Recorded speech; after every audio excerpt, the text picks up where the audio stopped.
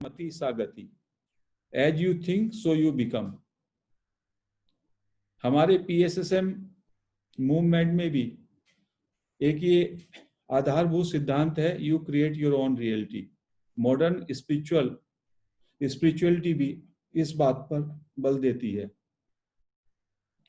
ये भी बताया गया कि आप जो है अपने शरीर को पृथक जानो और अपने चैतन्य में विश्राम करो तो आप मुक्त ही हैं।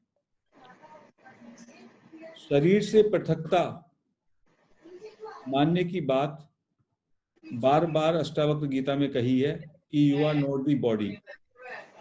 आज अष्टावक्र आज के सूत्रों में मन की बात कहते हैं और कहते हैं यदि मन में आसक्ति है, मन में इच्छा है तो आप बंधे हुए हैं, और मन में यदि इच्छा नहीं है, आसक्ति नहीं है, मन में कोई शौक नहीं है, मन में कुछ त्याग करने की या ग्रहण करने की कोई भी इच्छा नहीं है, तो आप मुक्त हैं। तो मैं इन सूत्रों को हिंदी में पढ़ रहा हूँ। ये 5 सूत्र हैं और ये पांचों सूत्र अध्याय 8 में केवल ये 5 सूत्र ही हैं। अष्टावक्र कहते हैं, तदा बंधो यथा चित्तम किंचित वांछति शोचति किंचित मुंचन्ति गृह्णाति किंचित हृष्यति कुप्यति। अष्टावक्र कहते हैं तब बंधन है जब मन इच्छा करता है, मन जब इच्छा करता है तब बंधन है। शोक करता है तब बंधन है। कुछ त्याग करता है या कुछ ग्रहण करता है तब बंधन है। कभी प्रसन्न होता है या कभी क्रोधित होता है। तो ये इसमें 5-6 बातें कही हैं। जब मन में कोई इच्छा आती है या मन में शोक होता है, मन में शोक क्यों होगा? क्योंकि हमारी कोई इच्छा है, उसकी पूर्ति नहीं होती तो हमारे मन में शोक होता है। कुछ त्याग करता है, त्याग करने का मतलब है उसने कुछ पकड़ा हुआ है, मन में किसी चीज को पकड़ा हुआ है, अब उसको त्याग करना पड़ रहा है। या मन किसी चीज को ग्रहण कर रहा है, मतलब उसका उसमें आसक्ति है। और कभी मन प्रसन्न हो रहा है या कभी क्रोधित हो रहा है। तो ये 6 दशाओं में जब मन की स्थिति होती है तो वो बंधा हुआ है। तो उससे आप अपने को बंधन में जानो। अष्टावक्र कहते हैं, हे राजन, यदि आपके मन की ये स्थिति है तो आप बंधन में हैं। दूसरी तरफ कब मुक्ति में है? जब मुक्ति में है जब मन इच्छा नहीं करता। बंधन में है जब मन इच्छा करता है, और मुक्ति में है जब मन की कोई इच्छा नहीं है, मन इच्छा नहीं कर रहा है, शोक नहीं करता। जब मन शोक नहीं करता आप मुक्त हैं। त्याग नहीं करता और ग्रहण नहीं करता। दोनों एक ही सिक्के के दोनों पहलू हैं। प्रसन्न नहीं होता, क्रोधित नहीं होता। तो ये क्या हो गया? एक तटस्थ भाव हो गया कि मन की जो एक्टिविटीज थी, क्योंकि मन से भी मुझे पृथकता होनी चाहिए। मुक्त आदमी जैसे शरीर से पृथक मानता है, ऐसे ही वो मन से भी पृथक होता है। और यदि मन में क्रोध है, मन में शौक है, मन में इच्छा है, मन में कुछ ग्रहण करने की या छोड़ने की स्थिति है, तो इसका मतलब मैंने अपने को मन के साथ तादात्म्य किया हुआ है। तो उस स्थिति में मेरी स्थिति बंधन की है। ये अष्टावक्र ने दूसरे सूत्र में अध्याय 8 में कहा है। तीसरे सूत्र में कहते हैं, तब बंधन है जब मन किसी भी दृश्यमान वस्तु में आसक्त है। ठीक है। हाँ हाँ, तुम्ही तब मुक्ति में है जब मन किसी दृश्यमान वस्तु में आसक्ति रहित है। इसमें क्या है? यदि मेरे मन की आसक्ति किसी वस्तु में है तो वो बंधन कारक है, और जब मेरे मन की स्थिति किसी भी वस्तु में नहीं है, आसक्ति नहीं है, तो मैं फ्री हूं, मैं मुक्त हूं। ये तीसरे सूत्र में कहते हैं। और लास्ट के सूत्र में कहते हैं अध्याय के, जब तक मैं या मेरा का भाव है तब तक बंधन है, जब मैं या मेरा का भाव नहीं है तब मुक्ति है। यह जानकर न कुछ त्याग करो और न कुछ ग्रहण करो। यहाँ पे वो उस बात को पूरे को सार रूप में कहते हैं कि जब तक मेरे अंदर मैं और मेरे का भाव रहता है, मैं का मतलब है अहंता, अहंकार, और मेरे का मतलब है ममता, मेरा। अहंता और ममता जब तक रहती है तब तक मैं बंधा हुआ हूं, और जब मेरी अहंता और ममता का विसर्जन हो जाता है तब मैं मुक्त हूं। इन बातों की भी हम चर्चा करेंगे। तो आसक्ति रहित होना, अहंता और ममता का गिर जाना। आसक्ति होती है तो वो ममता है, उसमें भी ममत्व है।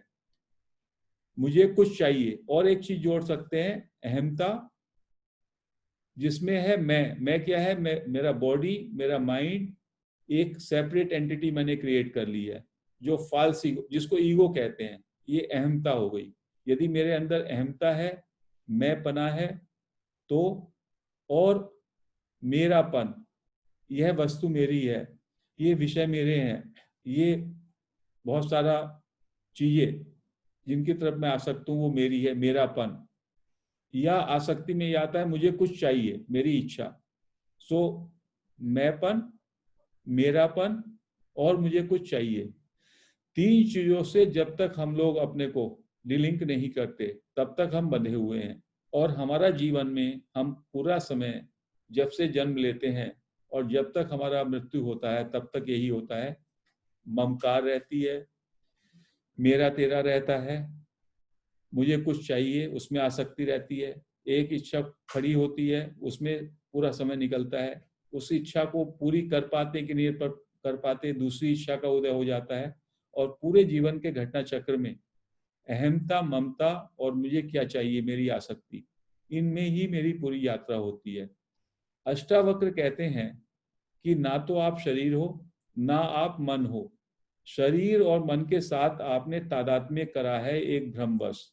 आप शुद्ध चैतन्य हो, आप अवेयरनेस हो, आपका इससे कोई संबंध नहीं है। इसको दूसरी दृष्टि से समझें कि एक पुरुष है और एक प्रकृति है। पुरुष है आत्मा, आत्मा परमात्मा पुरुष की श्रेणी में आते हैं। चैतन्य स्वरूप जो है वो पुरुष में आता है, जिसमें कोई परिवर्तन नहीं होता, जो शाश्वत है, वो पुरुष कहते हैं। और प्रकृति में बाहर का संसार, शरीर, मन, बुद्धि, इंद्रियां, अहंकार, ईगो, ये सब जड़ है, ये प्रकृति में आता है। प्रकृति का स्वभाव है निरंतर बदलना। संसार बदल रहा है, मेरे शरीर में हर क्षण परिवर्तन हो रहे हैं, मेरे सेल्स में परिवर्तन हो रहे हैं, प्रत्येक व्यक्ति के शरीर में बदलाव आ रहा है। इसलिए बुद्धा ने कहा ट्रांजिटरी, अनित्य अनित्य, फिर कहते हैं क्षणिक है क्षणिक है, और मोमेंट्री हो गया, ट्रांजिटरी, मोमेंट्री, और शून्य तक भी वो पहुंच गए। तो शरीर में बदलाव है, परिवर्तनशील है, वो प्रकृति का पार्ट है। मन में भी बदलाव है, मेरे जो विचार अभी होते हैं, एक मिनट के बाद एक एक सेकंड में मेरे विचारों की गति बदलती रहती है, वो भी जड़ का पार्ट है या प्रकृति का पार्ट है। बुद्धि, अहंकार, ये सब के सब जो है इंद्रिय, ये सब जो है प्रकृति में आते हैं। तो प्रकृति का पूरा एक विभाग है और पुरुष का एक विभाग है। पुरुष में केवल चैतन्य, आत्मा और परमात्मा ये आते हैं, जो कि शाश्वत है, अपरिवर्तनशील है। जिसके लिए हमने बताया भी था कि मेरा शरीर है तब भी एक मेरे अंदर एक ऐसी स्थिति है, मेरा स्वरूप में मेरा सार रूप वो है जो कि अवेयर है इसके प्रति। बचपन में भी था, वही हैपन था, आज भी है, कल भी हैपन, होनापन, उसको कहते हैं चिन्मय सत्ता, होनापन। वो मेरे में भी वही होनापन है, वो आप में भी वही होनापन है, वो थर्ड पर्सन में भी वही होनापन है। होनापन, इसको समझिएगा। मैं हूं कहते हैं, बट हूं में जो हैपन जो है, जिसको इंग्लिश में कहेंगे इजनेस, इजनेस वो चिन्मय सत्ता है, उसको थोड़ा समझना पड़ेगा। होनापन ये समझ में नहीं आता, जिसको बीइंग भी कहते हैं। होनापन, होनेपन को कोई जो है नहीं नकार सकता, वो होनापन हमेशा रहता है। मेरा होनापन भी जब से मैं जन्म लिया, बल्कि उससे पहले से होनापन है। आत्मा का गुण है होनापन, वो चिन्मय सत्ता है। उस होनापन को, होनापन पे मैं और हूं, ऐसे हूं में जो तब्दीली की, यही अहंकार है। अहंकार का मतलब है एक सेपरेट, मैंने अपने को एंटिटी मान लिया, अपने बॉडी को, अपने माइंड को, बुद्धि, इंद्रियां, ये सब मिलकर के एक जो मेरा ये बाह्य स्वरूप बना, जो कि स्वरूप नहीं है, उसके साथ मैंने तादात्म्य जोड़ लिया। सो वो हो गया मैं। और उसके साथ जैसी मैं शरीर को अपना मानने लगता हूं, तो शरीर की रिलेटेड जो भी सामग्री है, मकान है, परिजन है, कुटुंब है, घोड़ा है, गाड़ी है, जो भी कुछ है, वो भी सब मेरेपन में आ जाता है, ममता में आ जाता है। उसके बाद मुझे और चीजों की आवश्यकता होती है, अनुकूल परिस्थितियों की होती है, मुझे चाहिए, वो मेरी आसक्ति हो जाती है। तो ये क्यों होती है? क्योंकि भ्रमवश मेरा जो चैतन्य स्वरूप है, जो कि मेरा वास्तविक स्वरूप है, जिसमें मुझे उस स्वरूप में विश्राम करना चाहिए अपने चैतन्य में, जो कि अष्टावक्र कहते हैं, हे पुत्र, जनक से कहते हैं, हे पुत्र, तुम अपने को शरीर से पृथक जानो और अपने चैतन्य में विश्राम पाओ। उसका मतलब है कि आपका स्वभाव है चैतन्य, कॉन्शियसनेस, प्योर अवेयरनेस। आप वहां पे विश्राम लो, लेकिन चूंकि आप अपने को कनेक्ट करते हो, अपने को तादात्म्य करते हो अपने शरीर से, आप मानते हो ये शरीर ही आप हो, जो कि परिवर्तनशील है, जो चेंज हो रहा है, हर एक क्षण चेंज हो रहा है। मन से अपना तादात्म्य करते हो, अपनी इंद्रियों से तादात्म्य करते हो, जबकि ये केवल ऑब्जेक्ट मात्र है। हमने इसकी चर्चा भी की थी कि जो ऑब्जेक्ट है, एक है दृश्य और एक है दृष्टा। ये शरीर को भी देखने वाला कोई है हमारे अंदर जो बैठा है चैतन्य, तो वास्तव में वो हमारा स्वरूप है। ये शरीर जो है ये परिवर्तनशील भी है और ये मात्र दृश्य है। जो दृश्य है, जो ऑब्जेक्ट है, वो कभी भी सब्जेक्ट नहीं हो सकता। जब सब्जेक्ट है जो अनुभव कर रहा है इसको, जो देख रहा है इसको, वो है चैतन्य स्वरूप, कॉन्शियसनेस। इस बात को बार बार आपको ध्यान में बैठाना होगा, क्योंकि इन सारी चर्चा का, इन सब सत्रों का यही पर्पज रहा, ये यूटिलिटी रहा कि थोड़ा थोड़ा हम लोगों के समझ में ये आए कि क्या तो चैतन्य है, क्या कॉन्शियसनेस उसको कहिए, क्या अवेयरनेस है। उन सब शब्दों का हम मीनिंग समझे और हमें वास्तविक स्वरूप की थोड़ी सी जानकारी हो जाए। तो एक होता है पन, इजनेस। इजनेस जो है वो अपरिवर्तनशील है, उसमें कोई चेंज नहीं हो रहा। होनापन, होनापन जो है जब से मेरा बचपन है तब से अब तक होनापन मुझ में रहा। हर एक व्यक्ति में वही होनापन है, इजनेस। लेकिन उसके साथ जब मैं और हूंपन को आरोपित कर देता हूं, तो मेरा जुड़ाव मेरे अहंकार से, मेरी अहंता आ जाती है, ममता उसके साथ। जैसी मेरा अहंकार आता है तो उससे मेरे अंदर ममकार आ जाता है, मेरा ये है, ममता आ जाती है, चीजों में आसक्ति आ जाती है और मुझे ये चाहिए। तो इन सूत्रों में अष्टावक्र ने पहले सूत्रों में अपने को शरीर से पृथक जानो और अपनी आत्मा का हमें बोध कराया। आत्मा का क्या स्वरूप है?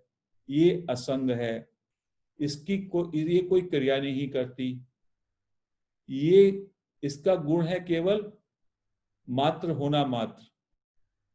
कार्य जो हो, ना ये करता है ना ये भोगता है। तो ऐसी पुरुष जो है, पुरुष कोई क्रिया नहीं करता। आत्मा को ही पुरुष कहिए, पुरुष के विभाग में आत्मा आती है, होनापन आता है।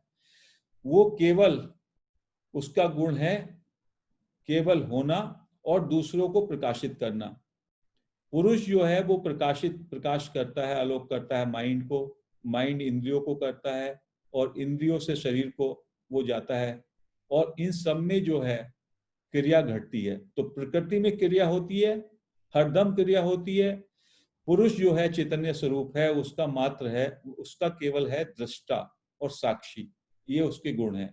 तो हमारा जो वास्तव में स्वरूप है वो दृष्टा, साक्षी, चैतन्य, अवेयरनेस, ये हमारा है। और पुरुष जो है उसका किसी से भी संग नहीं है, आत्मा का किसी से भी संग नहीं है।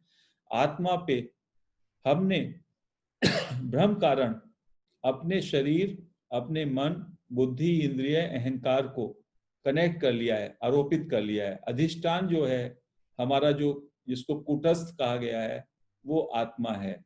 तो जैसे ही हम अपने स्वरूप का बोध करके स्वरूप में स्थित हो जाते हैं, वैसे ही हम शरीर से भी पृथक हो जाते हैं और मन से भी पृथक हो जाते हैं। तो मन के तल पर हमको यदि ये जानना है क्या मैं बंधन में हूं और क्या मैं मुक्त हूं, तो मुझे ये चेक करना होगा क्या मैं मन में मेरे कोई इच्छा है। क्योंकि इच्छा करना वो मन का गुण है। मन में कोई तरंग होती है, इच्छा होती है, इसका मतलब मैं मन के साथ मेरा तादात्म्य है। उसके बाद मेरे मन में कोई शौक होता है, वो भी एक जो है अहंकार दर्शाता है कि मैंने कुछ चाहा, वो मुझे नहीं मिला, वो हो गया। मन कुछ त्यागता है, मन से कोई त्याग की भावना है, इसका मतलब मन में ममता थी, कोई चीज थी जो मन पकड़े हुए था, अब उसका त्याग कर रहा है। या मन कुछ ले रहा है, ग्रहण कर रहा है, ये सब आसक्ति का दिखाते हैं। या मन कभी क्रोधित हो रहा है, या मन कभी प्रसन्न हो रहा है। प्रसन्न का भी होने का भी एक अतिरेक है, कोई चीज मुझे मिलेगी तो मैं प्रसन्न हो रहा हूँ, और क्रोधित हो रहा हूँ जब मेरे इच्छा अनुसार कुछ घटना नहीं हो रही। तो ये सारे मन के गुण हैं, मन की क्रियाएं हैं। मन की क्रियाएं मेरी क्रियाएं नहीं है। यदि मैं मन की क्रियाओं से बंधा हुआ हूं तो मैं बंधन में हूं। और जब मन की क्रियाओं से, मन की क्रियाएं ये सब समाप्त हो जाती हैं, मतलब मेरी कोई इच्छा नहीं है, मन मेरी इच्छा नहीं कर रहा, इस इच्छा नहीं कर रहा, तो मैं बिल्कुल न्यूट्रल हो जाऊंगा। उसको कहते हैं टोटली न्यूट्रलिटी, एकदम। फिर प्रश्न उठता है, यदि मुझे भोजन की इच्छा हुई, मुझे और किसी चीज की इच्छा हुई, तो वो कहते हैं एक संत के अंदर एक स्फूर्णा होती है। वो कहेगा, संत शरीर का भी अपना नाम दे देगा। मान लो संत का नाम है स्वामी जी, स्वामी जी कहेंगे अच्छा, स्वामी जी कहेंगे अपने शरीर को, अच्छा आपको भूख लगी है, चलिए कुछ खिलाते हैं, ऐसा करके, क्योंकि वो शरीर को अपना नहीं मानते। तो शरीर को जो भूख लगी, स्फूर्णा हुई उनके अंदर, अच्छा जैसे गाड़ी में पेट्रोल डालना है तो चलो थोड़ा भोजन डाल दिया, ये स्थिति होती है। उसमें ये नहीं है कि वो रस के कारण खाते हैं, वो उसको उस तरीके से देखते हैं कि ये शरीर एक उपकरण मात्र है, तो इसमें चाहिए, तो इसमें इसको जो है समय के अनुसार से भोजन दे दो, तो उनकी शरीर की आवश्यकता ही बहुत कम हो जाएंगी। आप देखिए, क्योंकि शरीर के साथ हमने अपना नाता तोड़ा, और पूरा संसार का निर्माण शरीर को अपना मानने से होता है। जैसे ही हम शरीर से अपने को पृथक कर लें और मन से पृथक कर लें, तो हम तत्काल मुक्त हो जाते हैं, और तत्काल हमको परम विश्रांति का अनुभव होता है। इसीलिए जो ये डायरेक्ट पाथ है, इस डायरेक्ट पाथ में ये बात कही गई है कि एक बार आप अपने स्वरूप को जाने और स्वरूप में आपने विश्राम पाया, तो तत्काल ही आप मुक्त हैं, कुछ करने की जरूरत नहीं। तो इसलिए कहा, मानो और मुक्त हो जाओ, या मति सा गति। आपको पहले तो ये मान लेना है कि आप मुक्त हैं, और ये आपका स्वरूप है। आपका स्वरूप है चैतन्य स्वरूप, आपका स्वरूप है अवेयरनेस, कॉन्शियसनेस, साक्षी। साक्षी का मतलब है आप किसी क्रिया में कोई आपका हाथ नहीं है, आप कोई करता नहीं है, आप भोगता नहीं है। जैसे ही आप उन गुणों के हिसाब से आप उसमें विश्राम पाते हैं, उन गुणों से अपने को कनेक्ट कर लेते हैं, और कभी भी आप शरीर से अपने को डीलिंग करते हैं मन को, तो आपको परम विश्रांति होती है। आप कहेंगे ये तो बड़ा मुश्किल काम है, ये कैसे हो? तो ये तो 24 घंटे में 6 घंटे 7 घंटे तो हर दिन होता है। जब आप सोते हैं, क्या होता है? जब आप सोते हैं, आप जब गहरी नींद में चले जाते हैं, प्रगाढ़ निद्रा में, सुसुप्ति में चले जाते हैं, शरीर आपका बिस्तर पे पड़ा रहता है। क्या आपका शरीर से उस समय कोई संबंध रहता है? कुछ नहीं रहता। संसार जो आपका है, आपके पड़ोस में कोई सो रहा है, आपका घर है, आपका क्या है, कुछ आपको याद रहता है? वो 6 या 8 घंटे के लिए आप वास्तव में, आपसे संसार भी दूर हो जाता है, अपना शरीर भी दूर हो जाता है, और मन के विचार भी खत्म हो जाते हैं। तो शरीर भी लय हो गया, मन भी लय हो गया, दोनों अलग, और आप अलग। आप अपने स्वरूप में होते हैं विश्रांति में। तो ये चीज होती है। इसी को मेडिटेशन जब हम करते हैं तो जागृति में ऐसी, यदि हम अपने शरीर से और अपने मन से पृथकता कर सकें, जो कि श्वासों के साथ करते हैं, वो एक पद्धति है। उसकी बहुत पद्धति हो सकती है, लेकिन हमको ये मालूम होना चाहिए हमारा वास्तविक स्वरूप क्या है। इस चर्चा का मात्र यही उद्देश्य था कि हमें अपने स्वरूप का ज्ञान हो, कि हमारा स्वरूप क्या है, वास्तविक स्वरूप क्या है। जब तक हमें मालूम नहीं होगा क्या आत्मा है, क्या चैतन्य है, तो हम उसके लिए, उसके प्रति हम सजग कैसे होंगे? ये जानना भी जरूरी है, चाहे वो जानना केवल मात्र चर्चा से हो, और हमको जानना भी जरूरी है, उसे माने भी, जाने भी, और फिर उसको पहचाने भी, या उस स्वरूप में भी स्थित हों। तो इसलिए जो संत कहते हैं कि पुरुष और प्रकृति में ये फर्क है, पुरुष में कोई क्रिया नहीं होती, सारी क्रियाएं प्रकृति में होती हैं। प्रकृति में मेरा शरीर भी है, मन भी है, इंद्रिया, बुद्धि, अहंकार, सारा अहंकार का जो मेरा ईगो है, वो पूरे का पूरा प्रकृति का पार्ट है। और मेरी गलती, मेरे भ्रम यही है कि मैं भ्रम बस अपने अहंकार से अपना नाता जोड़ लेता हूँ, और मैं इस शरीर को, इन मन बुद्धि को अपना स्वरूप मान बैठा हूँ। तो जो भी मेरी आवश्यकताएं पूरी नहीं होंगी, मैं आसक्ति करूंगा, संसार से मेरा नाता जुड़ेगा, अनुकूल और प्रतिकूल होगा, मुझे क्षोभ होगा, मेरी कामना की पूर्ति नहीं होगी, क्रोध आएगा, स्मृति भ्रम होगा, और क्या क्या चीजें होंगी, सारे विकारों की उत्पत्ति होगी। तो जैसे ही हम लोग अपने को डीलिंग कर लेते हैं, डिस्कनेक्ट कर लेते हैं, मन में जो विकार हैं, ये मन के विकार ही हैं एक तरीके से, जिनकी बात कही गई है, इच्छा या आसक्ति का होना, क्रोध का आना, त्याग और ग्रहण की बात कही है। ये सारी चीजें जो हैं मन के विकारों से, मन के उबाल से हैं। और मन जो है, जब मैं मुक्त होता हूँ, मन से मेरा कोई संबंध ही नहीं रहता, मन केवल एक उपकरण मात्र रहता है, तो वो मुक्त की अवस्था है। तो मुझको अनासक्त होना है। अब बात आएगी, जब मैं अनासक्त हो गया, मेरी कोई इच्छा नहीं रही, मेरी कोई आसक्ति नहीं रही, तो फिर मैं इस जीवन में करूंगा क्या? वो कहते हैं जैसे अस्तित्व में पेड़ है, पौधे हैं, सृष्टि है, प्रकृति है, क्या वो नहीं चल रही? ऐसे ही आप तो अपने स्वरूप में स्थित हो गए, जो आपका स्वरूप है उसमें स्थित है, और आपके जो ये बहुत अच्छे उपकरण हैं, शरीर है, मन है, बुद्धि है, इससे आप अस्तित्व के निमित्त बन के सेवा का कार्य करेंगे, अपना योगदान देंगे, आपका कृत्य बहुत उत्कृष्ट होगा, और अस्तित्व की आपके अंदर आत्मस्फूर्णा आएगी। आपके अंदर कोई आसक्ति से आपके काम प्रेरित नहीं होंगे, स्फूर्णा से होंगे। और स्फूर्णा में क्या होगा? स्फूर्णा जो है वो अस्तित्व के द्वारा दी जाएगी आपको। तो आपका हर एक कार्य वास्तव में पूजा होगा, वो अर्पण होगा, समर्पण होगा, भक्ति होगी, सब कुछ उसमें होगा, और आप में हमेशा तृप्ति का भाव होगा। जो हमारे बुद्ध पुरुष हुए, महावीर हुए, बुद्ध हुए, उनका जीवन ऐसे ही तो था। जब उनको बोध हुआ, वो बोध मात्र हो गए, ज्ञान मात्र हो गए, और आज भी 2500-2600 साल बाद भी हम बुद्ध की, महावीर की, या ऐसे कुछ संतों की बात करते हैं, तो जीवन कुछ नहीं रहेगा। एक ये भी बड़ा डर लगता है कि वी लूज एवरीथिंग। बहुत बार ऐसे क्वेश्चन आते हैं, अरे जब आपका शरीर नहीं है, आपका मन नहीं है, तो आप बस बैठोगे, तो फिर इस जीवन में कुछ एक्साइटमेंट नहीं रहा। कहते हैं अभी तो ये मूर्छा का जीवन है, भ्रम का जीवन है, भ्रांति का जीवन है। जैसे ही आपको एक एक विश्रांति मिलती है नींद की, उसके बाद आपको कितना परम सुख होता है। तो यदि ये जागृति में ये स्थिति आपकी हो जाए कि आप उस विश्रांति को महसूस करें, जो कि परम आनंद है, तो आप परम आनंद में भी रहेंगे, और आपके शरीर और आपकी बुद्धि और मन से बहुत अच्छे अच्छे कृत्य होंगे। वो कृत्य ऐसे होंगे, वो भी अमर हो जाएंगे। आपका किया हुआ हर एक कार्य जो है एक ऐसी पूजा होगी, ऐसा समर्पण होगा, जिसको देख करके लोग जो है अभिभूत हो जाएंगे। बुद्धा एक कदम रखते थे, उनका एक कदम रखना ही कितनी बड़ी बात होता था। जब उनको बुद्धत्व हुआ, उसके कितने दिन के तक वो बोले नहीं, तो चारों तरफ से देवता आकर के उनके खड़े हो गए, क्योंकि उनको उनकी वाणी को सुनना था। वाणी भी तो एक कर्म है ना। तो इतना बड़ा आपके अंदर परिवर्तन होता है।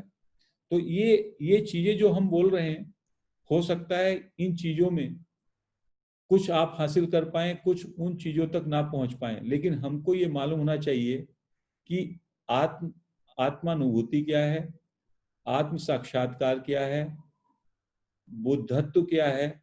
ये सब चीजें अष्टावक्र गीता में, इनसे आपको समझ में आती है। मुक्ति क्या है, जीवन मुक्ति क्या है, बंधन क्या है।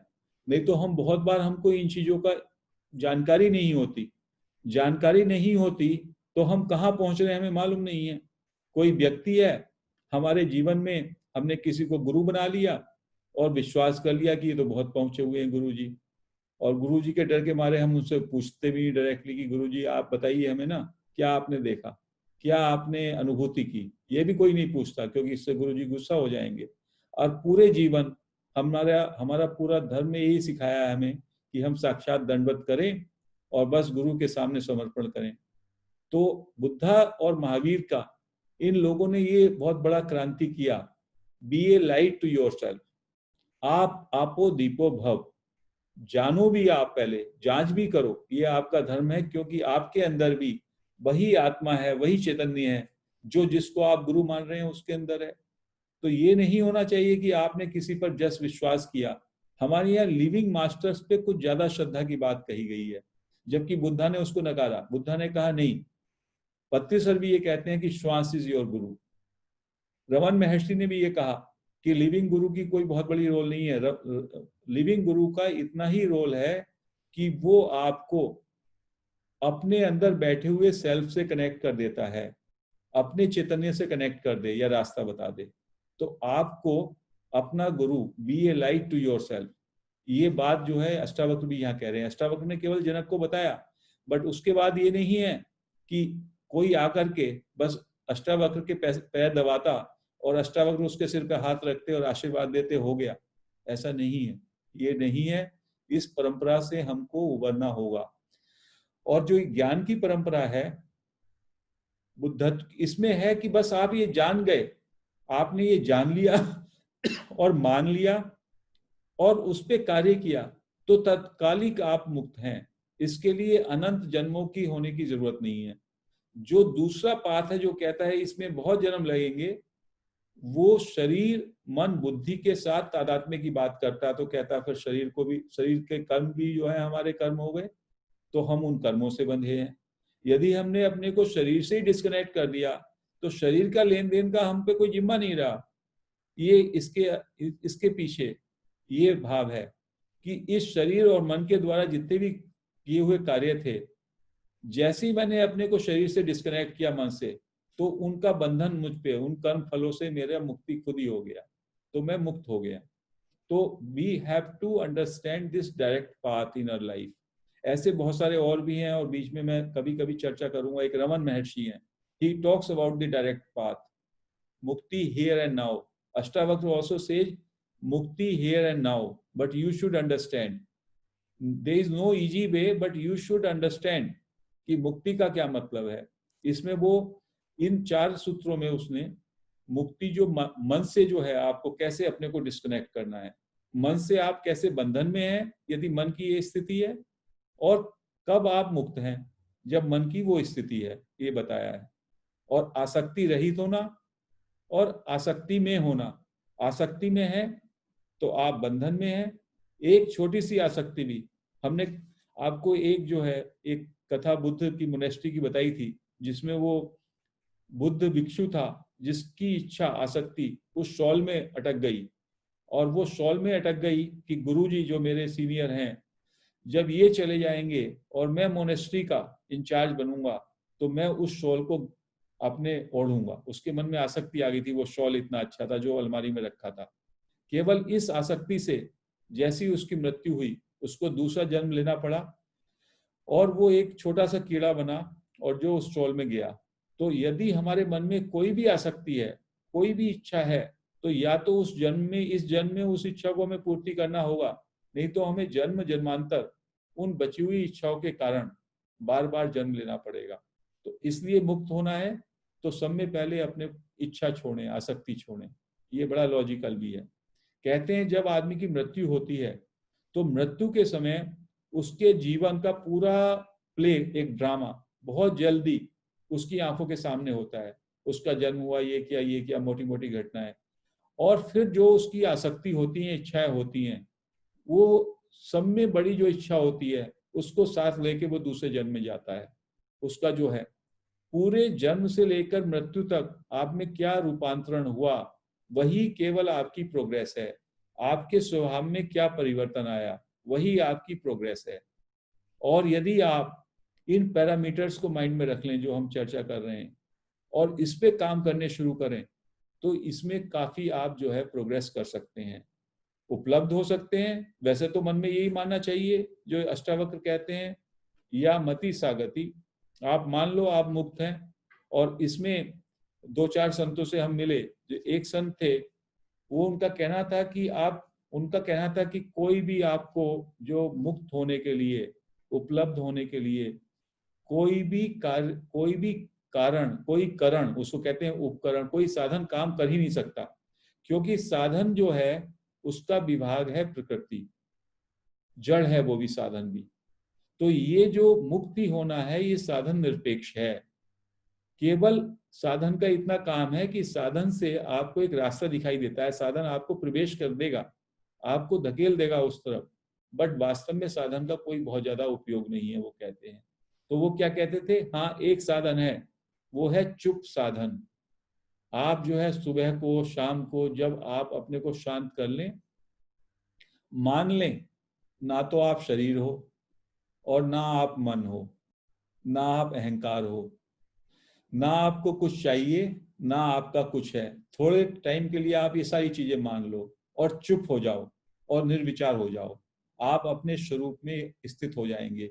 यही समय बड़ा ध्यान है, उनका कहना था। और ये आप कर लीजिए, जैसे आपकी स्थिति निद्रा में होती है जागृति में वैसी स्थिति हो जाए आपकी, निर्लिप्तता आ जाए पूरी, निर्लिप्तता और मौन, मौन होगी, साइलेंस हो जाएगी अंदर। उसी के हम लोगों ने कुछ चर्चा में साक्षी भाव में बताए, दृष्टा भाव में बताए, हमारे पार्टिसिपेंट्स को भी कभी कदार थोड़े एक्सपीरियंस हुए। तो इस सब से मैं ये चाहूंगा कि हम लोग ये समझें कि मुक्त अवस्था क्या है, बंधन अवस्था क्या है, वो सब हम समझें और उस पे अपने पे काम करें। तो उस काम को करेंगे तो हम लोगों की गति ज्यादा अच्छी होगी। तो मति पहले माने और फिर उस पे काम करें और उसे जानें। तो ये अष्टावक्र में अभी जो मैंने ये थोड़े थोड़े से मेजर सूत्र लिए हैं और इनको फिर कभी बीच में चलाएंगे। अगले वीक में मैं सोच रहा हूँ कुछ और भी चर्चा करूंगा ताकि हम लोगों की अंडरस्टैंडिंग और बढ़े। पर्पज इन चर्चाओं का ये है कि ये सब्जेक्ट नीरस होते हैं। अब जैसे होनापन है, होनापन ही आप समझ लें, होनापन हमारा एसेंस है। होनापन का मतलब है इजनेस कहिए या एमनेस कहिए, जिसमें मैं जो है अहंकार, मेरी बॉडी माइंड की जो ये आइडेंटिटी है उसका अधिरोपण हो जाता है, उस पर वो आरोपित हो जाती है। मेरा जो सब्सटेंस है वो होना मात्र है, उसी को चिन्मय सत्ता कहते हैं। और चित्त और जड़ का सहयोग इसको बोलते हैं कि चित्त है मेरी चैतन्य और उसके साथ शरीर मन बुद्धि इंद्रिय इस सब की चीजों का जो कि परिवर्तनशील है, जिसका डिके होना है, उसके साथ जुड़ जाते हैं। और भ्रमवश चैतन्य अपने स्वभाव में ना ठहर करके भ्रमवश मैं अपने को इन चीजों से जोड़ लेता हूँ और फिर मैं उस तमाम आसक्ति के दौर में, इच्छा के परिवेश में, अनुकूल प्रतिकूल के चक्कर में, और यही संसार है, संसार का निर्माण करता हूं। तो संसार का निर्माण शुरू होता है जब आप शरीर को, मन को, अहंकार से आप जो संसार का निर्माण करते हैं। जैसे ही आप अहंकार से बाहर निकल जाते हैं, संसार मन से आप विलग हो जाते हैं, जिसकी सब में अच्छी एग्जाम्पल है जब आप प्रगाढ़ निद्रा में सुसुप्ति में जाते हैं। उसी में देख लीजिए जिस दिन आपको प्रगाढ़ निद्रा आती है कैसी अनुभूति होती है। और जागृति में यदि वैसी चीज हो जाए, आपके अंदर निर्लिप्तता आ जाए, आप चुप हो जाए, आपके अंदर मौन घट जाए।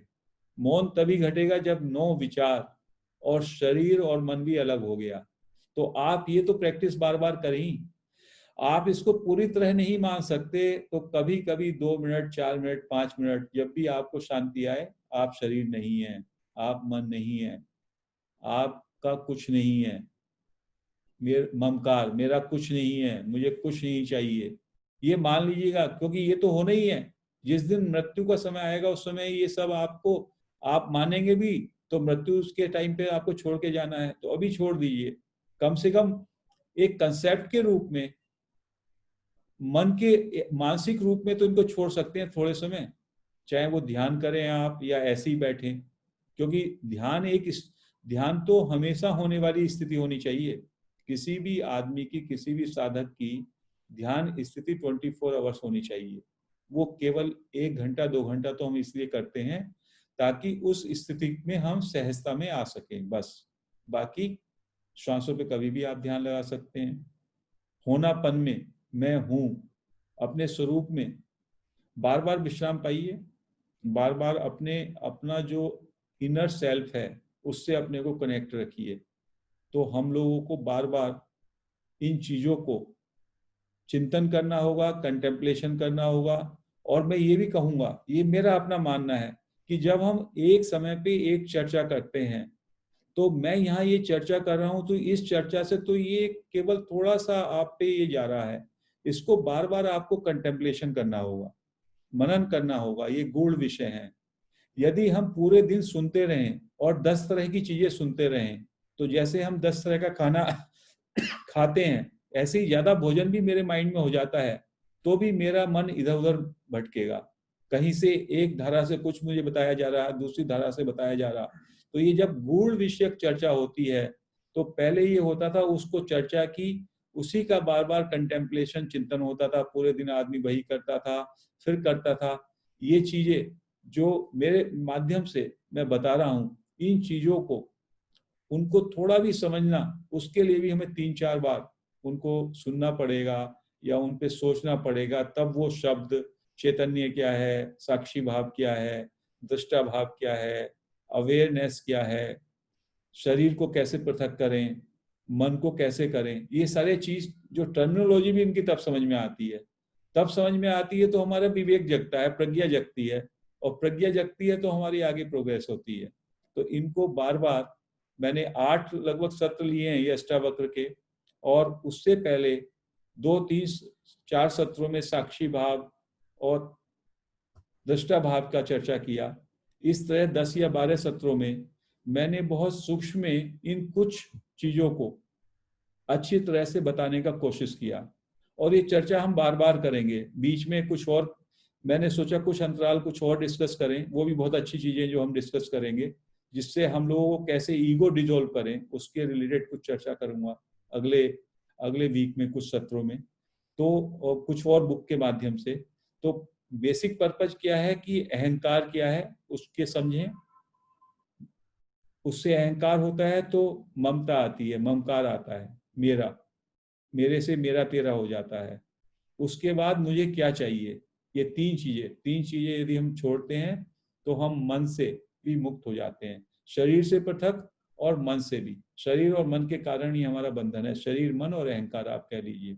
इन सब चीजों से मैंने को अपने को सेपरेट बना लिया, इस सृष्टि से सेपरेट कर लिया, और अपना को सेपरेट मान के मैं एक अपना छोटा एम्पायर बनाता हूँ, अपना संसार बनाता हूँ। उस संसार से मैं बंध जाता हूँ आसक्ति के कारण। उस संसार को गिराने का क्या तरीका है? संसार का स्रोत क्या है? मेरा शरीर और मेरा मन।